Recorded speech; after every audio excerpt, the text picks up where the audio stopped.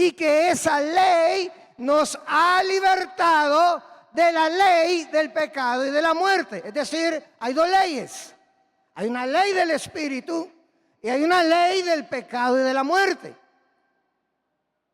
Y que el hecho que ya estemos en Cristo Jesús, esa ley del pecado y de la muerte aún puede operar en aquellos que aún siendo salvos por su desempeño en el caminar cristiano, no alcanzan a estar en esa categoría de estar en Cristo Jesús. Versículo número 3. Pues lo que la ley no pudo hacer, ya que era débil por causa de la carne, Dios lo hizo. ¿Cómo?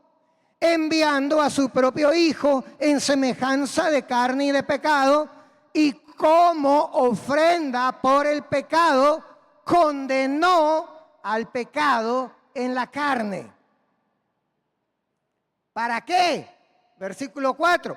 Para que el requisito de la ley se cumpliera en nosotros, que no andamos conforme a la carne, sino conforme al Espíritu. Cierre sus ojos. Padre, en el nombre de Jesús, quiero pedirte que tú tomes y aprisiones, Señor, en la mano del Espíritu Santo nuestras mentes y nuestros corazones, para que quites todo estorbo que pueda haber en nuestro entendimiento para recibir tu palabra, para que esa palabra sea efectiva, de un fruto abundante, Señor, para beneficio de nuestras vidas. En el nombre de Jesús, gracias te doy, Señor, por lo que vas a hacer hoy. Gloria a Dios. Puede sentarse.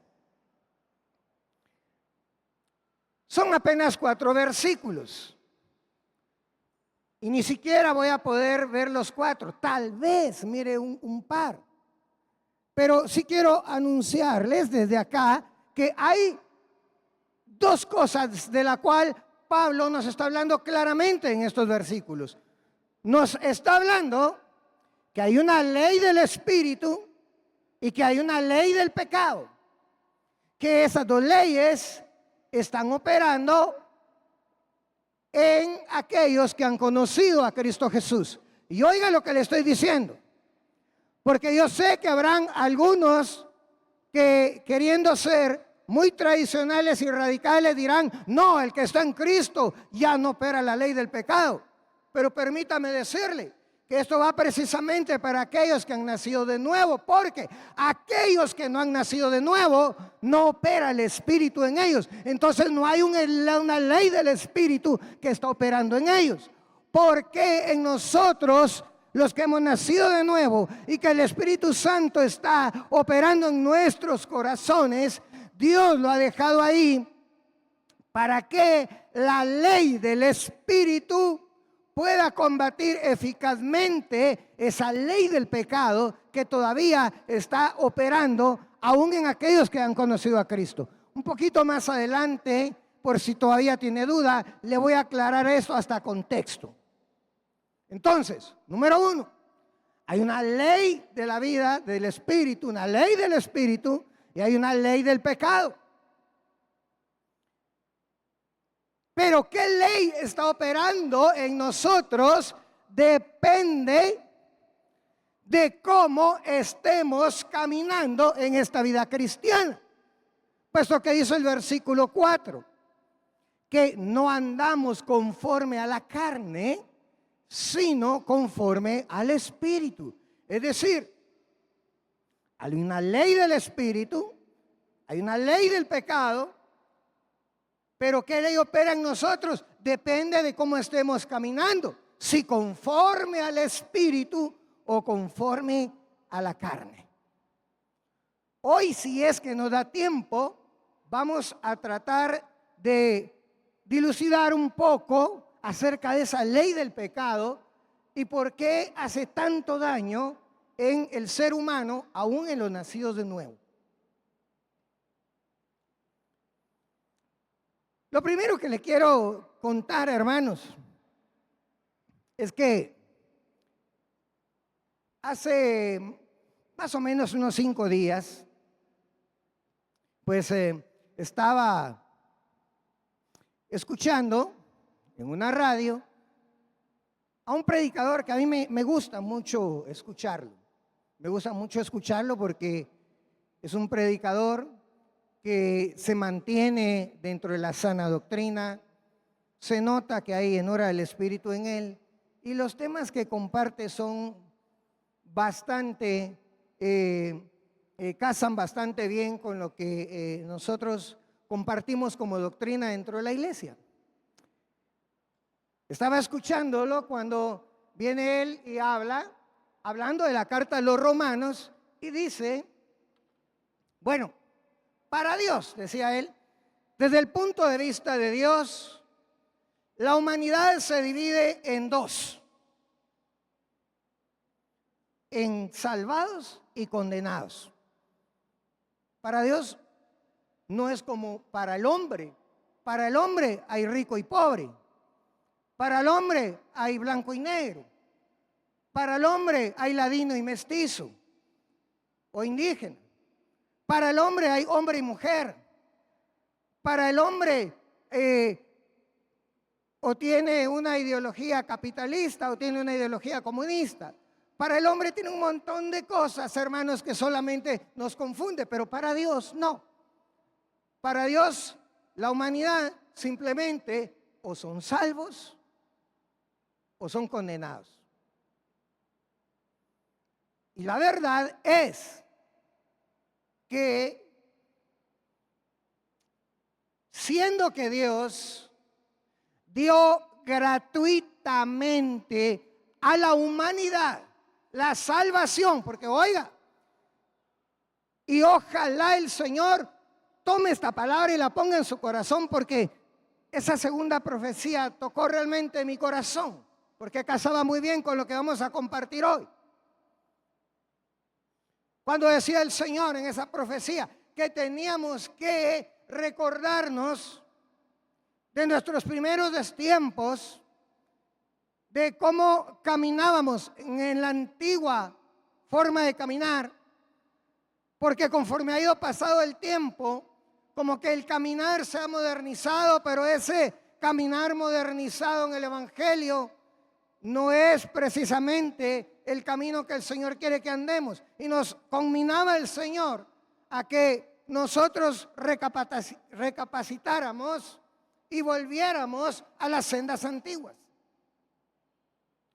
Y entonces, amado hermano, cuando nosotros vemos a la luz de la palabra, viene Dios. Y oiga, qué tremendo es esto. Porque Dios le ofrece de forma gratuita. Dios le ofrece de forma gratis al hombre, a la mujer, al ser humano. Le ofrece de forma gratis la salvación.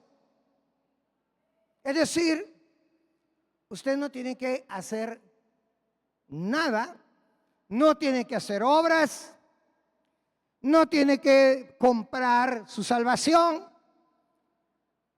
no depende de sus ofrendas, no depende de sus diezmos, no depende de que usted se porte bien, no depende de que usted haga buenas obras, de que usted aporte a la caridad, que usted sea un buen vecino, que usted sea electo el trabajador del mes.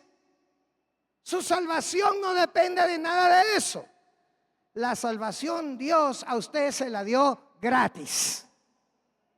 A usted no le costó nada, a mí no me costó nada, pero a Dios sí le costó mucho, porque tuvo que sacrificar a su hijo unigénito, tuvo que dejar que viniera en un cuerpo humano a la tierra, tuvo que dejar que su hijo lo golpearan, lo escupieran, sangrara, le arrancaran a latigazos la piel de la espalda, lo clavaran en una cruz de la forma más dolorosa, derramara toda su sangre hasta la última gota en la cruz del Calvario y entregara su vida para el perdón de todos nosotros, y ese sacrificio redentor que a nosotros no nos costó nada, al Padre le costó muchísimo.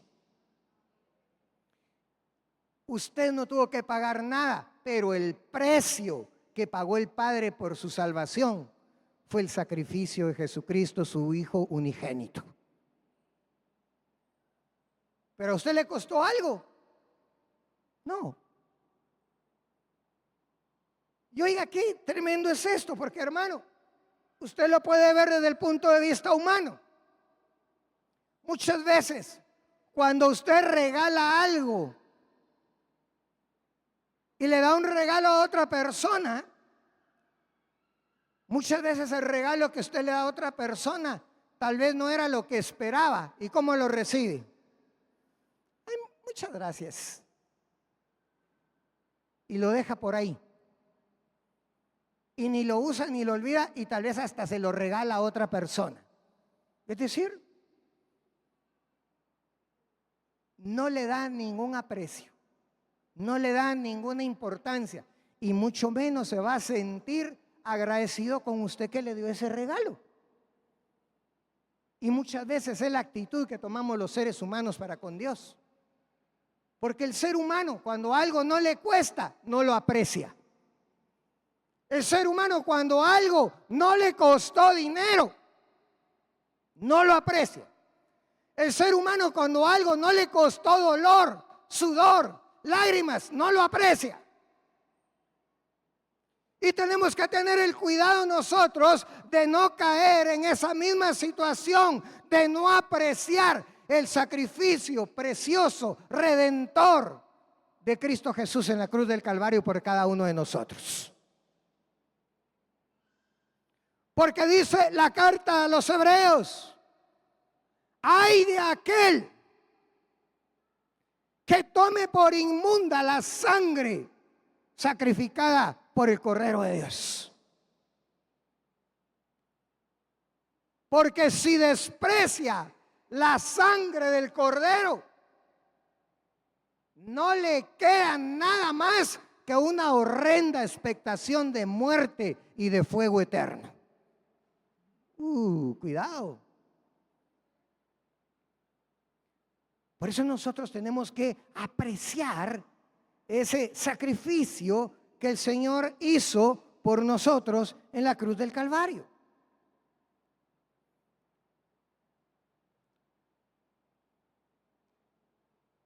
Y cuando, por supuesto, lo que yo escuché de este predicador fue únicamente la parte que le estoy diciendo, cuando él compartía que para Dios la humanidad estaba partida en dos formas: condenados y salvos. ¿En qué grupo se encuentra usted? ¿Ah? Bendito sea nuestro Padre, que nosotros ya estamos en el grupo de los salvos. Pero dentro del grupo de salvos también hay dos grupos: los que viven conforme a la carne y los que viven conforme al Espíritu.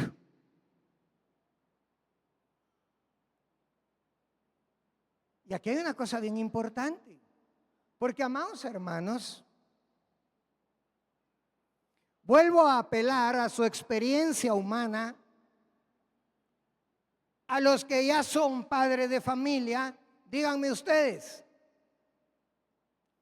y no porque necesariamente usted quiera más a un hijo que a otro, pero al final de cuentas, ¿con quién se siente usted más cariñoso? ¿Con quién se siente usted más identificado? ¿Con aquel que es obediente o con aquel que es desobediente?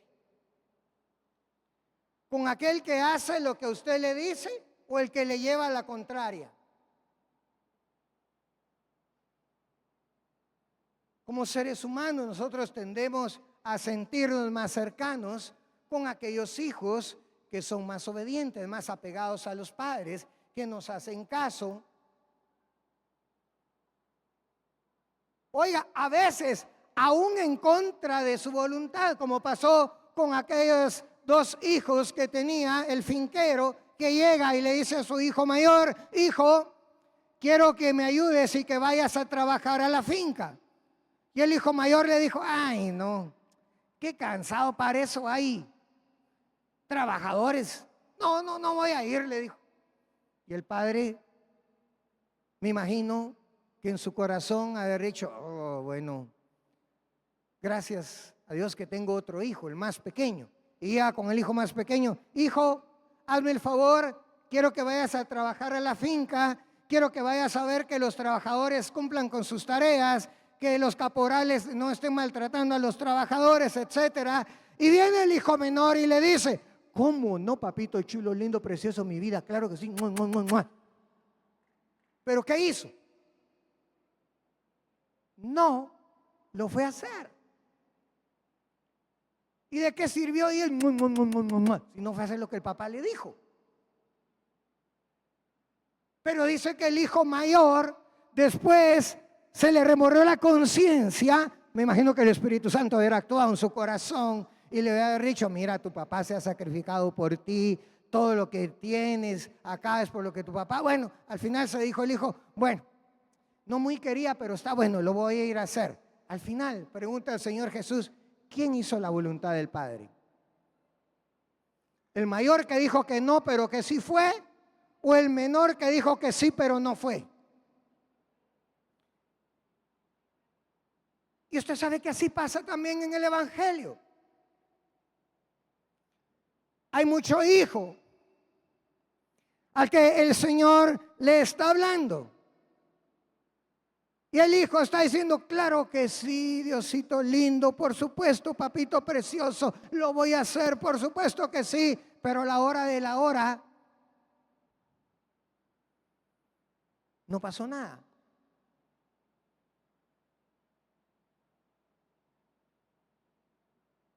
No estoy señalando a nadie directamente, pero hermano,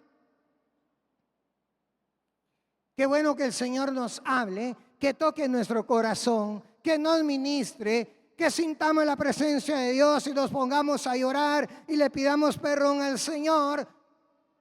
Qué bueno, pero si después de que se va a la iglesia, va a su casa a continuar de la misma manera como estaba antes, entonces, ¿sirvió o no sirvió lo que hizo en la iglesia?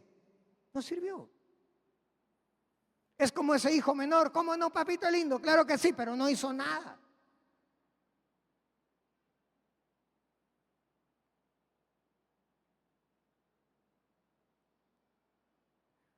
Por eso, amado hermano, en esa lucha que nosotros tenemos con respecto adentro de nuestro corazón, entre la ley del pecado y la ley del espíritu, ¿a qué ley estamos sirviendo o a qué ley estamos dejando que predomine en nuestras vidas? Depende de la forma como nosotros estemos caminando, en la carne o en el espíritu, obediente o desobediente.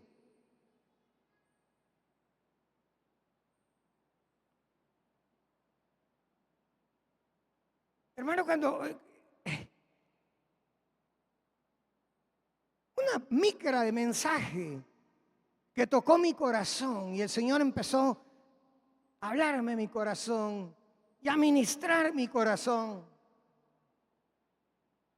Y 2 días después, yendo camino al trabajo, al IX, escuchando la misma radio, escucho una alabanza de algunos pocos años atrás.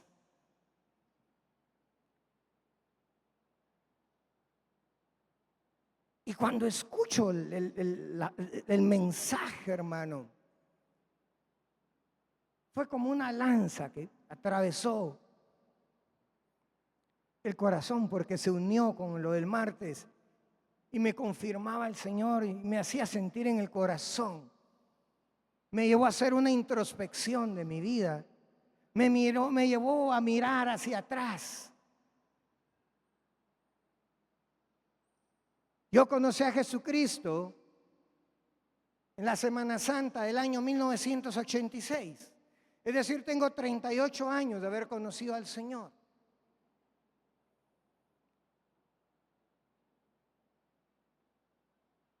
Y cuando el Señor tocó mi corazón, me llevó en el tiempo 38 años atrás y a recorrer de ahí en adelante esos 38 años. Y me llevó a hacer un análisis. Y fue como revivir todo aquello. Y me vi en los recuerdos de mi mente, hermano. Como antes del año 1986, cuando yo estaba todavía en segundo año de medicina, había tanto conflicto en mi casa. Mis padres siempre peleando, siempre discutiendo, siempre con situaciones un poco feas. Me miré solo, me miré embuido en mi biblioteca de libros de medicina que yo tanto amaba, y los amaba porque eran un refugio para mí. Porque tal vez la forma de evadir lo que estaba paseando alrededor era leer esos libros tan grandes de medicina, y me gustaban tanto. Y una noche, después de un episodio un poco duro para mí, porque yo escuché a mis padres, oiga, de esto hacía años que no me recordaba, yo escuché a mis padres cuando en una discusión estaban hablando, se referían a mi persona como que en ese momento era una carga posiblemente, porque no estaba trabajando, sino que únicamente estaba estudiando, pero de todos modos aún había la posibilidad que siguiera estudiando y iban a dejar que yo siguiera, pero me sentí tan cargado, tan mal, y sobre todo porque en mi casa nunca hubo manifestaciones de amor. Nunca mi padre me dio un abrazo, ni una felicitación, ni un beso, mucho menos. Mi madre, que era de Oriente, una persona muy dura, un corazón duro. Incluso me recuerdo un día cuando ella iba pasando a la par mía, yo estaba en el sillón, la vi pasar, cariñosamente me levanté, la abracé porque sentí cariño por ella, sentí amor por ella. Y cuando yo la abrazo, rápidamente separa mis brazos, bruscamente me dice: ¿y a usted qué le pasa? Vaya a sentarse donde estaba. Y me recordé de todo eso. Y esa noche, 1983, yo le dije en la habitación a mi Señor, a un Dios que yo no conocía, pero que mi espíritu dentro de mí me decía que sí había un Dios, aunque yo no lo conociera. Y yo le dije ese día a Dios: Dios, yo te doy todos esos libros de medicina que están ahí, que tanto amo, que tanto me gustan. Te doy toda mi biblioteca de medicina que está ahí. Si tan solo mis padres me demostraran algo de amor. Pasaron 2 años más. Pero hermano, el día que yo llegué a conocer al Señor, un día para mí maravilloso, precioso, el Señor me habló en ese retiro de la iglesia donde yo había ido. Había pedido, yo le pedí a a compañero de medicina que sabía que él iba a la iglesia del IMSS Central. Le dije: mira, yo sé que hay un retiro en tu iglesia, ¿no me invitas? Sí, me dijo, te llevo, me llevó. Una semana antes había ido a un retiro católico. Yo le había pedido al Señor que Algo, yo sentía en mi corazón, yo quería algo con Dios. Y ese día, Semana Santa, viernes de Semana Santa, 1986, en medio de una multitud donde nadie me conocía porque era la primera vez que yo llegaba, yo preguntándole al Señor, el Señor me habla y me dice, mira, ¿a ti qué vienes preguntando? Yo te digo, y el Señor me contesta lo que yo le estaba preguntando. Y me dijo, de aquí en adelante, no tienes que tener ningún temor, porque yo voy a estar a tu diestra y yo voy a pelear por ti tus batallas y yo te voy a dar la victoria.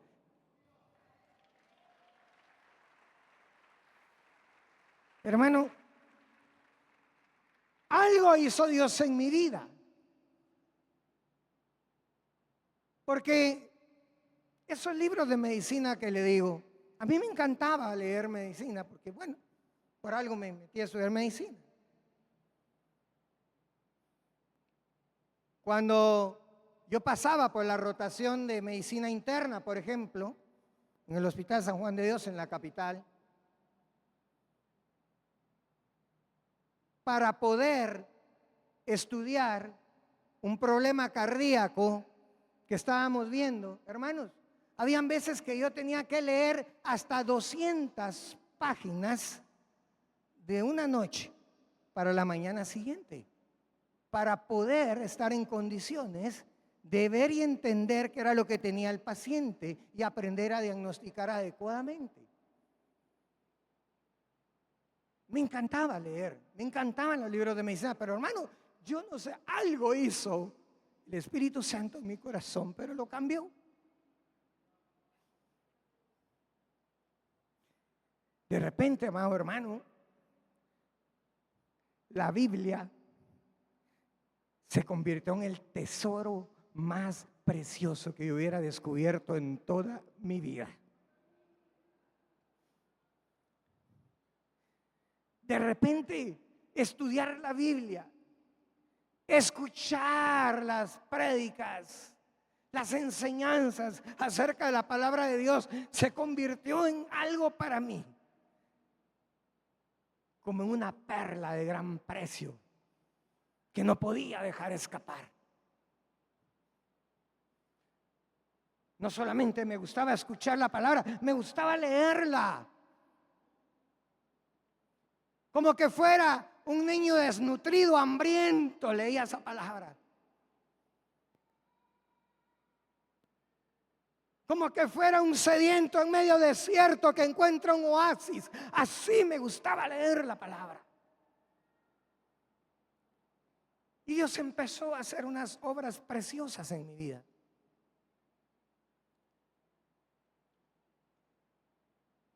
Porque junto con la promesa que me hizo cuando el Señor me llamó, también me hizo dos promesas. Y la otra promesa me dijo, y yo te voy a dar un ministerio grande. Yo en ese tiempo ni sabía que eran profecías, ni sabía que era ministerio, no sabía nada, pero mi espíritu captó y recibió. Y me siguió llevando el Señor en el recuerdo y me dice, mira hasta dónde te llevé. Llegaste a una posición alta en la carrera del Evangelio. Pero mira, me decía el Señor,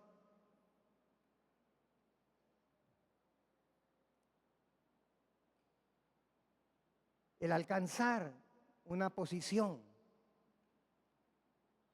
no significa que automáticamente te vas a mantener ahí todo el tiempo.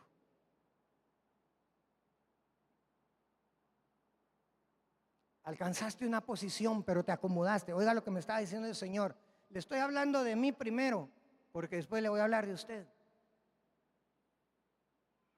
Alcanzaste una posición, me dijo, pero te acomodaste.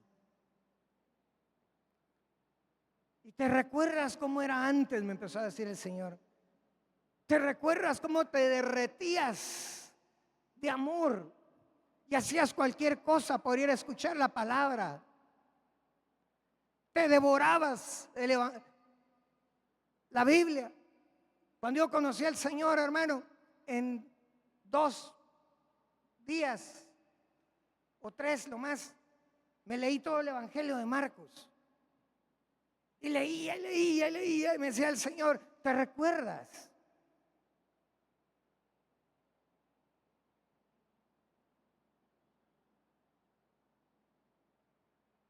Pero llegar a una posición no quiere decir que ya llegaste a lo máximo. Lo más difícil es mantener la posición. Subir de ahí en adelante un escalón va a costar más, pero se puede hacer y hay que buscarlo. Pero me decía el Señor, ¿qué es lo que pasa con la mayoría de mis hijos? La mayoría de los cristianos, cuando alcanzaron cierta posición y sienten que ya casi tocaron el cielo, ahí se dejan caer y vienen en caída libre hacia abajo, hacia abajo, hacia abajo, hacia abajo, hacia abajo.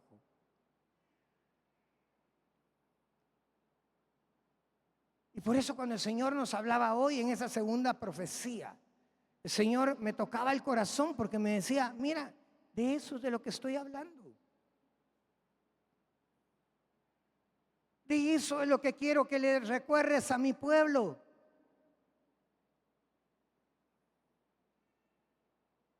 Que los llamé para llegar a alcanzar una meta, una carrera, para alcanzar la meta del supremo llamamiento, dice Pablo. Hermano, cuando escuché esa canción que le digo, es que me tocó cuando leía parte, escuchaba parte de la canción que decía, te prometo servirte hasta el fin de mis días. Te prometo cantarte, amarte y brindarte lo mejor de mi vida. Te prometo adorarte hasta el fin de mis días. Te prometo exaltarte y para siempre entregarte toda la gloria. Y me decía el Señor, no he sido fiel para cumplirte mis promesas.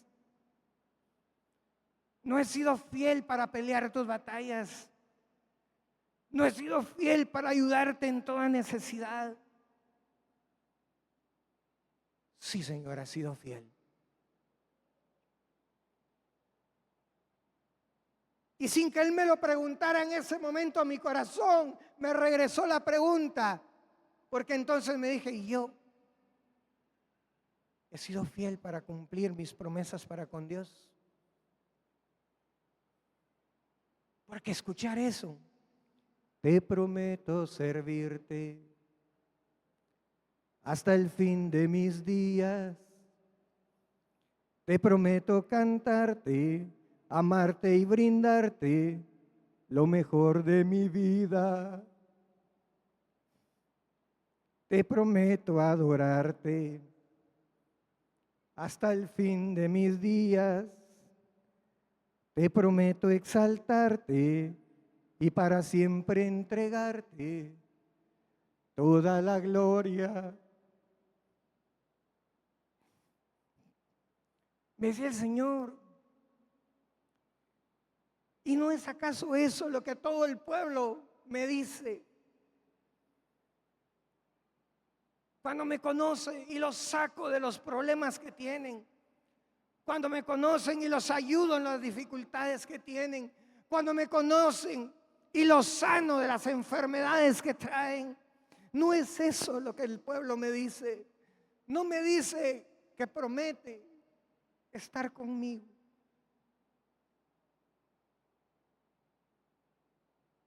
¿Y tú? Me decía el Señor a mí.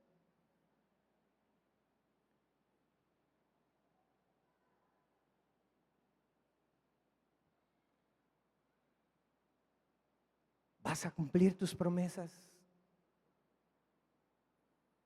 ¿Vas a cumplir tus votos? ¿Vas a cumplir lo que me has dicho en otras veces?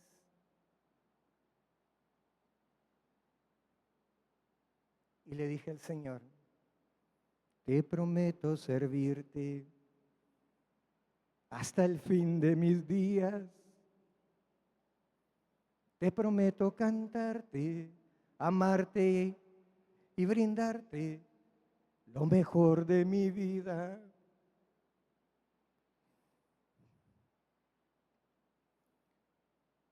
Porque no es tarde para enderezar nuestros caminos. Porque no es tarde hoy para darnos cuenta que en algún momento en nuestro caminar, cuando debimos seguir recto, dimos vuelta a la derecha o dimos vuelta a la izquierda y nos perdimos del camino donde el Señor quería que siguiéramos. Hoy nos despertamos a las 7 de la mañana con mi esposa. Y cuando mi esposa mira el reloj, dice, son las 7, ya es tarde. Pero como el Señor me había hablado de esto, le digo, no, no es tarde. Tarde es cuando ya es imposible arreglar las cosas que hicimos mal. Y quiero decirte esta mañana, no es tarde para corregir el rumbo que nosotros podemos llevar para con el Señor.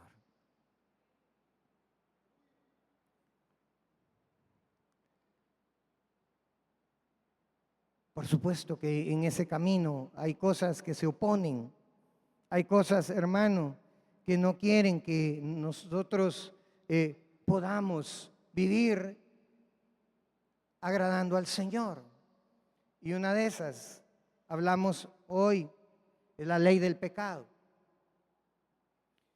Y me interesa acerca de esos 4 versículos del capítulo 8 de Romanos, hablarles de aquello que nos estorba como cristianos para poder estar caminando conforme al Espíritu y manteniéndonos en la actitud de poder mantener nuestra comunión firme con Dios y mantener la actitud de cumplir nuestras promesas o nuestros votos para con Dios. Entonces, una es la ley del pecado, la otra es andar conforme a la carne y no conforme al Espíritu. Y en el poquito tiempo que me queda, voy a tratar de resumir el problema del pecado. En primer lugar, quiero decirle, amado hermano, Salmo 51:5, dice dice David, pues soy pecador de nacimiento. Así es. Desde el momento en que me concibió mi madre. Oiga eso. O sea que David estaba diciendo de que desde el momento en que él fue concebido, en él ya estaba el pecado. Pero no es que estuviera diciendo David que nació siendo pecador. No es que quiera decir David que desde el momento en que él fue engendrado, él ya era un pecador, sino lo que él estaba explicando acá es, hermano, que todo ser humano, cuando nace, voy a tratar de explicarles en una forma concisa lo que nos debería llevar un tema completo para estudiar. Pero todos ustedes saben que el ser humano es tripartito. ¿Cuántos saben que el ser humano es tripartito? ¿Qué quiere decir eso? Quiere decir que tiene espíritu, alma y cuerpo. Tiene 3 partes. De esas 3 partes se dividen en 2 naturalezas, la naturaleza espiritual y la naturaleza carnal o terrenal. La naturaleza espiritual abarca el espíritu y el alma. Y la naturaleza carnal es precisamente la parte corporal, la parte somática del hombre. En esas 2 naturalezas, cuando el hombre nace, esas 2 naturalezas están vivas y están pues ahí operando en el ser humano. Pero dentro de la naturaleza terrenal, dentro de la naturaleza corporal o carnal, nosotros venimos heredando lo que en la teología tradicional le llaman el pecado original. Es decir, nosotros venimos heredando la tendencia a pecar. ¿Eso en qué naturaleza está? En la naturaleza terrenal, corporal o carnal. La psicología nos dice que el niño, antes de los 3 años de edad, el niño no sabe lo que es bueno o lo que es malo. La psicología nos dice que el que toma como la conciencia del niño viene a ser generalmente la madre, porque generalmente la madre es la que está con los niños y les dice y les enseña qué es bueno y qué es malo. Pero antes de los 3 años de edad, un niño no sabe qué es bueno o qué es malo. Depende de lo que le enseñan papá y mamá.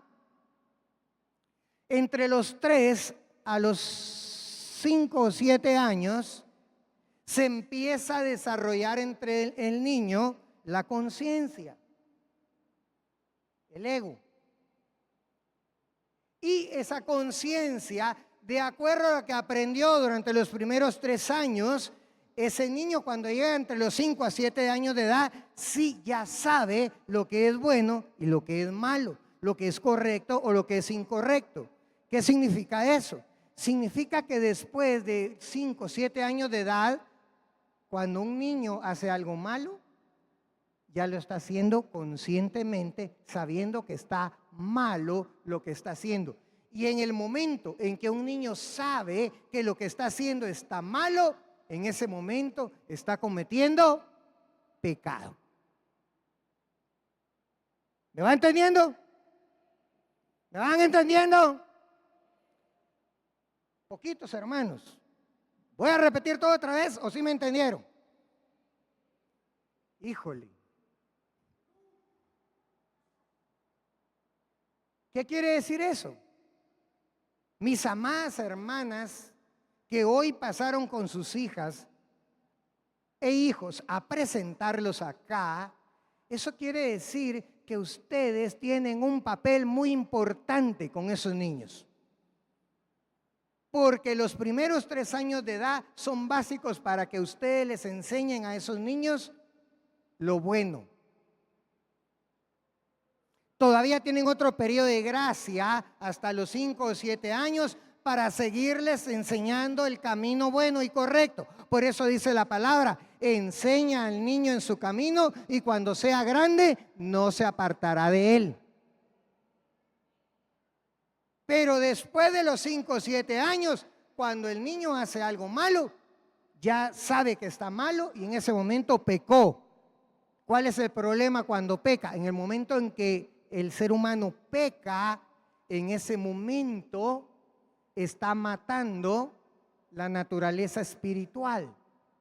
O sea, no es que ya no tenga espíritu y alma, tiene un espíritu, pero un espíritu que ha muerto. No que haya muerto, que haya desaparecido, sino que muerto quiere decir que perdió la comunión con Dios.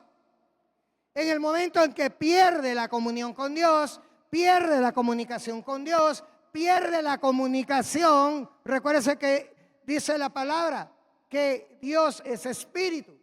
Por eso Dios no puede comunicarse al ser humano de ninguna otra manera que no sea de espíritu a espíritu.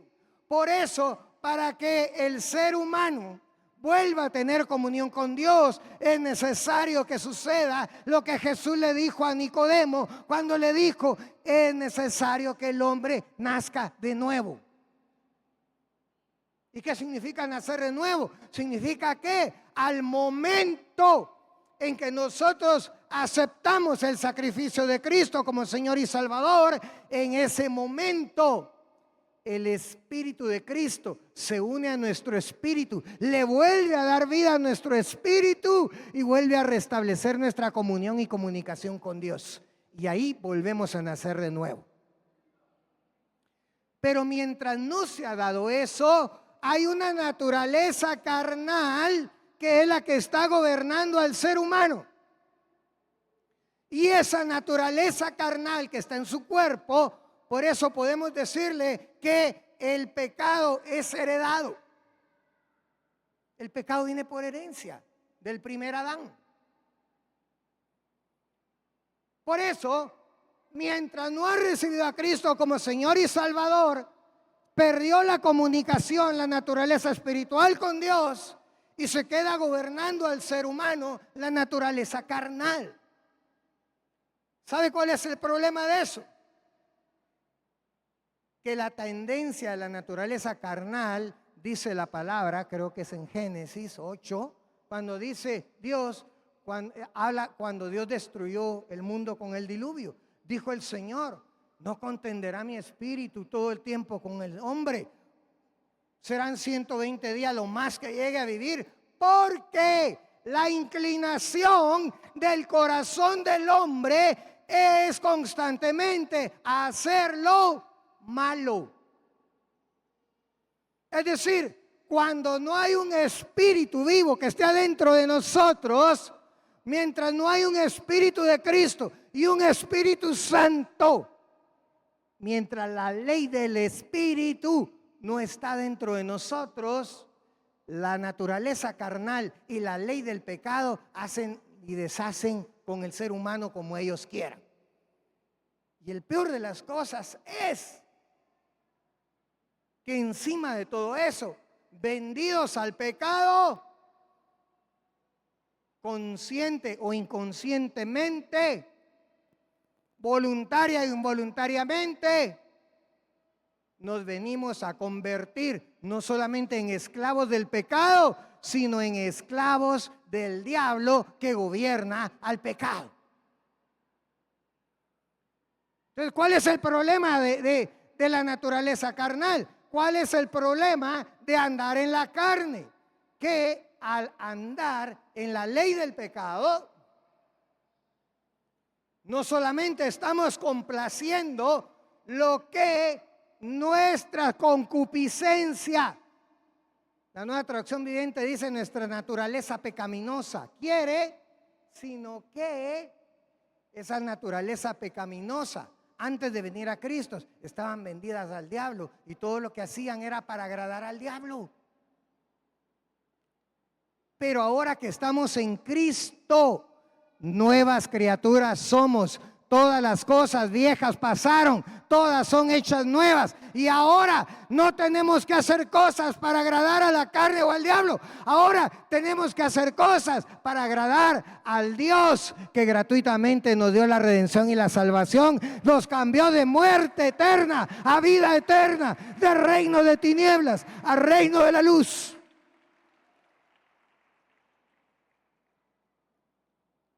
Entonces, en primer lugar, el pecado es heredado. No me va a dar más tiempo, así es que voy a ver tal vez solo un par de cosas y en la próxima enseñanza vamos a completar todo lo de la ley del pecado y vamos a ver acerca de la naturaleza carnal, la naturaleza espiritual, la ley del espíritu, la ley del pecado y la batalla entre la carne y el espíritu, que es lo que al final nos complica las cosas a los cristianos. Solo voy a compartirle esta parte. Efesios capítulo 2, versículos 2 y 3 y vamos a ir terminando con esto.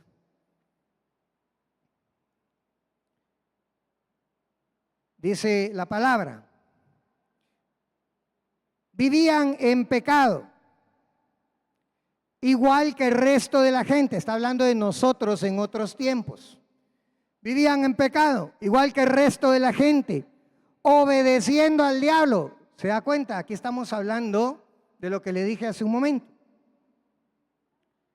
Obedeciendo al diablo, el líder de los poderes del mundo invisible, quien es el espíritu que actúa en el corazón de los que se niegan a obedecer a Dios. Por favor, grábese esto en su corazón. Todos vivíamos así en el pasado, siguiendo los deseos de nuestras pasiones y la inclinación de nuestra naturaleza pecaminosa. Por nuestra propia naturaleza éramos objeto del enojo de Dios igual que todos los demás. Lo segundo que le quiero decir es que el pecado es una decisión propia. Lo puede inferir y leer ahí en Efesios capítulo 2, versículos 2 al 3. ¿Qué quiere decir eso, hermano? Quiere decir que el diablo a usted no lo obliga a pecar.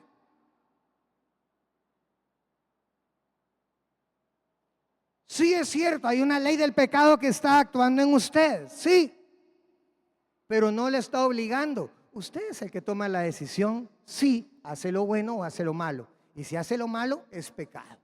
Punto. Pero que el diablo le va a hacer el candado del chino para obligarlo a pecar, no, hermano, no lo va a hacer. Que el diablo le va a poner una pistola en la cabeza para que usted peque, no lo va a hacer. Que el diablo lo va a obligar a que usted participe en ese chisme que se mira tan sabroso, no lo va a hacer, es decisión suya.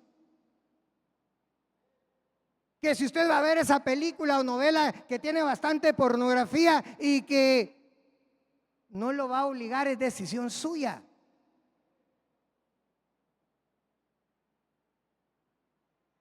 El pecado es por decisión propia. Y afecta a todos. Pablo, ahí en Romanos, solo que un capítulo antes, le aconsejo que lo vaya a leer a su casa.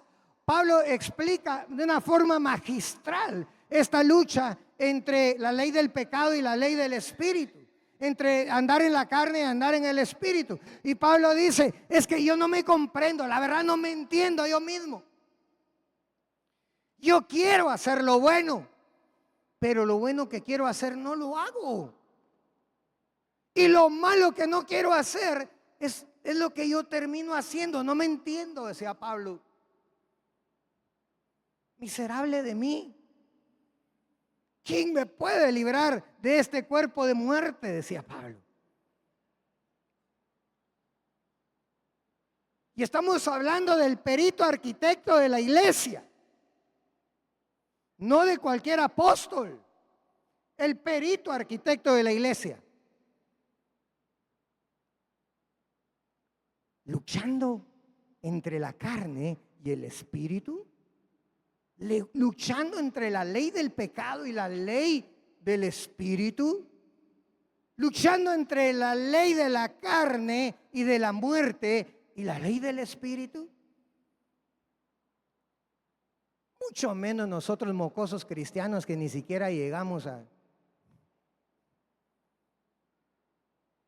Perdón, no quiero insultar a nadie, lo estoy diciendo por mí. ¿Cómo no vamos a andar nosotros con esos problemas, hermano? Si Pablo tuvo esos problemas, mucho menos nosotros. Pero Pablo dice,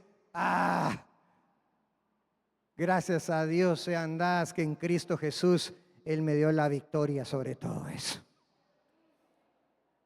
O sea que sí. Aleluya. O sea que sí, mi amado hermano, se puede pelear.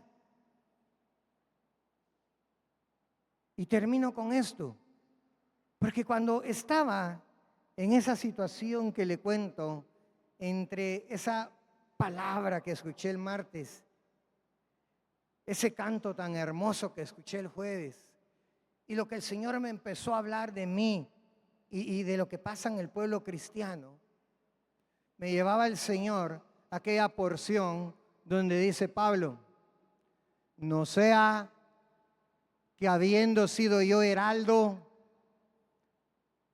venga a ser descalificado. Porque oiga lo que le voy a decir esta mañana. Porque me decía el Señor, o se vive en el espíritu o se vive en la carne. No se puede vivir en medio. No se puede vivir en medio. Pero me decía el Señor, ¿sabes cuál es el gran problema de la mayoría de cristianos? Que quieren vivir en medio. No son tan malos ni hacen cosas tan malas como para no parecer carnales o inconversos, pero tampoco quieren hacer las cosas buenas porque tampoco quieren parecer santos vivientes. Cuando la palabra nos habla claramente y nos dice que estamos llamados a ser santos. Y entonces me decía el Señor, y esta palabra, finalizo con esto, me decía el Señor, mucho pueblo tiene muchos años de estar caminando en el Evangelio. Algunos 10, 20, 30, 40 años o más. Empezaron muy bien, pero se acomodaron. Y en lugar de mantener su posición, empezaron a bajar, a bajar, a bajar. Muchos después de la pandemia ya ni van a las iglesias. Muchos después de la pandemia ya no oran.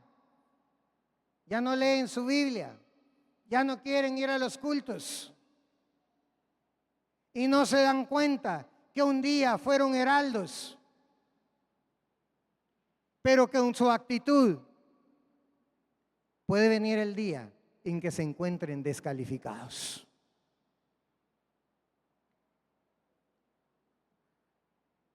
Me recuerdo un testimonio precioso que escuché acerca de un varón de Dios. Servía al Señor. Llegó ya bien anciano. Estuvo muy enfermo, postrado en cama. Estaba acostado en su cama. Ahí estaba su familia alrededor. De repente, ese siervo de Dios anciano abrió los ojos después de que tenía días tal vez de no abrir los ojos.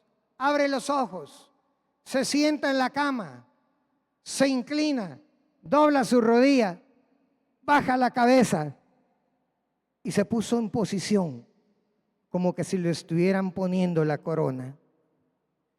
Se sienta, se acuesta, cierra los ojos y se fue con el Señor.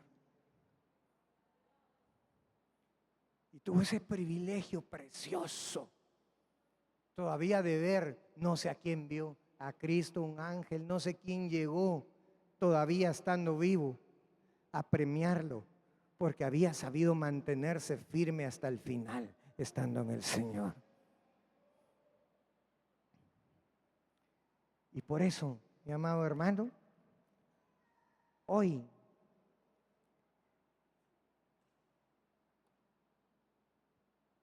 es momento de que podamos decirle en el corazón a Dios, te prometo servirte hasta el fin de mis días. Te prometo cantarte, amarte y brindarte lo mejor de mi vida. Te prometo adorarte hasta el fin de mis días. Te prometo exaltarte y para siempre entregarte toda la gloria. Yo no sé usted.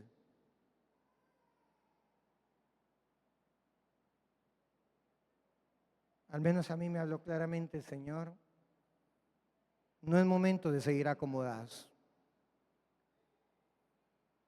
No es momento de seguir dejando pasar el tiempo. Es tiempo de que volvamos a las sendas antiguas. Es tiempo de que volvamos a sentir el fuego del amor por Dios, por su palabra, por su presencia. Hasta que sea el fin de sus días. Y que el día en que venga el fin nuestro, hermano, el Señor nos sorprenda, pero estando agradables a Él. Para que ya sea que muramos o vivamos, del Señor seamos. Y si estemos vivos, tengamos el privilegio de ser arrebatados en un abrir y cerrar de ojos. Y si ya pasamos a la otra vida, tengamos el privilegio que el Señor nos levante primero, nos transforme y nos arrebate para llevarnos juntamente con Él a las nubes y luego al cielo.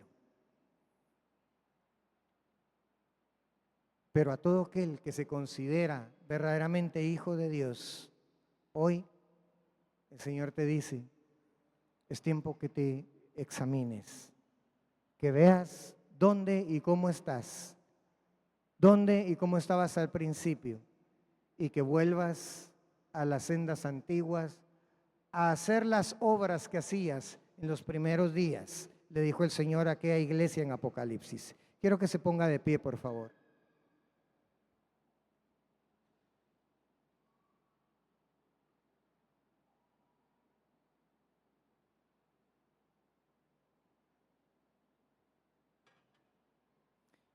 Póngase de pie. Queremos terminar ya con la administración de esta enseñanza, de esta prédica. Cierre sus ojos, por favor.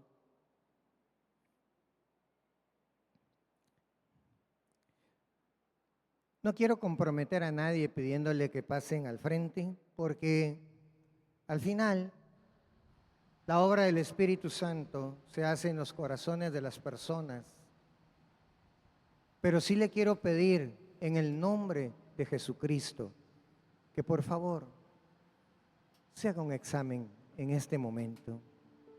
Cierre sus ojos.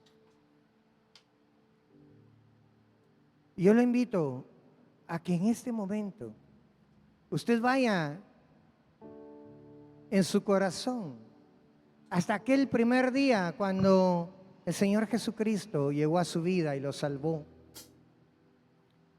Lo invito a que vaya y piense cómo fueron aquellos primeros días, aquellos primeros meses en que usted tuvo la experiencia gloriosa de haber sido salvado, de haber sido rescatado del pecado y de la muerte.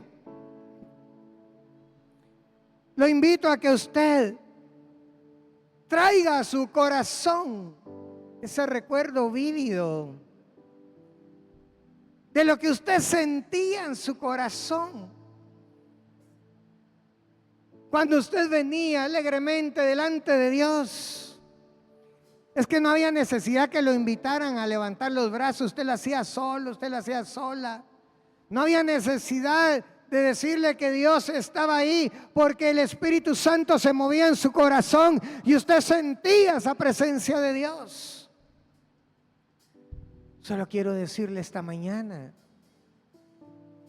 no es tarde. No es tarde.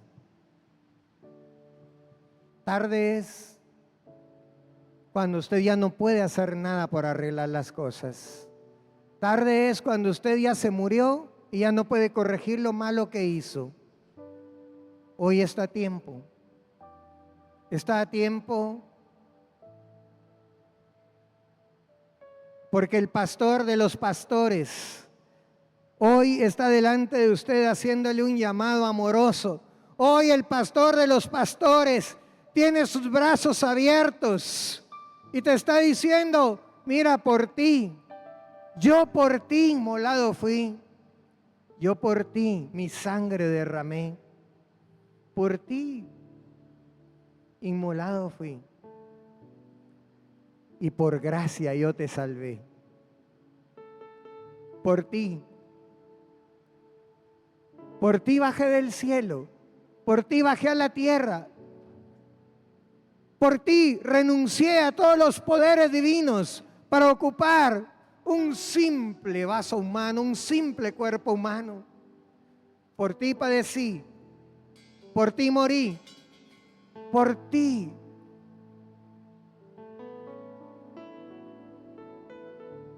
Y te dice el Señor, yo no quiero que nadie se pierda.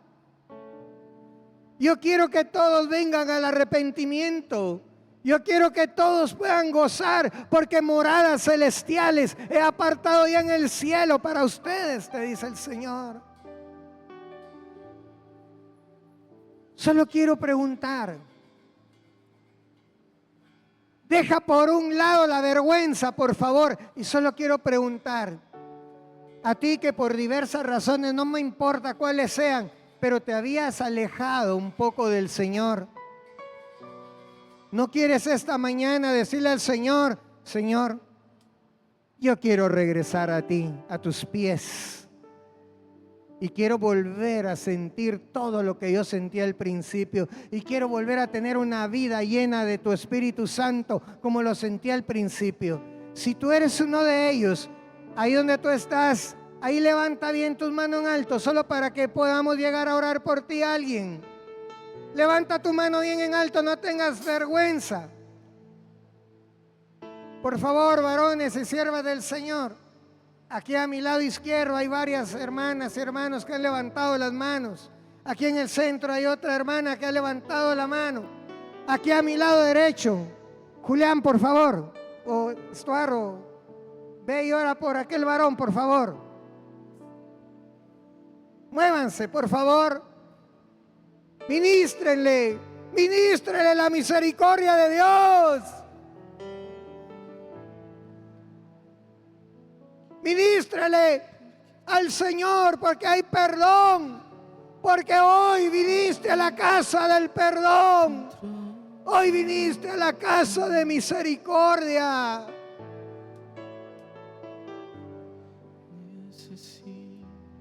Pastor Julio, aquí por favor, aquí, ahí.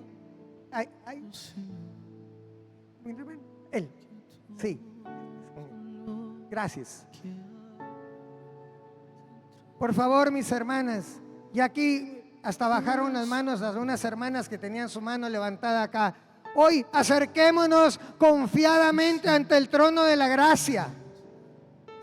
Acerquémonos confiadamente ante el trono de la gracia y tengamos plena conciencia de cómo estamos caminando en esta vida nueva en el Señor. Tomemos plena conciencia hoy de que Dios, nuestro Dios, hoy nos está dando esa nueva oportunidad y nos está diciendo: quiero que tengas una vida plena, una vida llena del Espíritu Santo. Porque oye lo que te digo, problemas vendrán a tu vida, dificultades vendrán a tu vida, peligros vendrán a tu vida, pero Dios te dice: yo estaré contigo hasta el fin del mundo. Y nada, oiga, nada ni nadie podrá hacerte ningún daño si estás en mi mano, te dice el Señor. Te damos las gracias, bendito Dios. Te damos las gracias, bendito Dios. Porque todo lo que hay dentro de mí necesita ser cambiado, Señor. Porque todo lo que hay dentro de mi corazón necesita más de ti. Porque todo lo que hay dentro de mí necesita ser cambiado, Señor. Porque todo lo que hay dentro de mi corazón necesita más de ti. Porque todo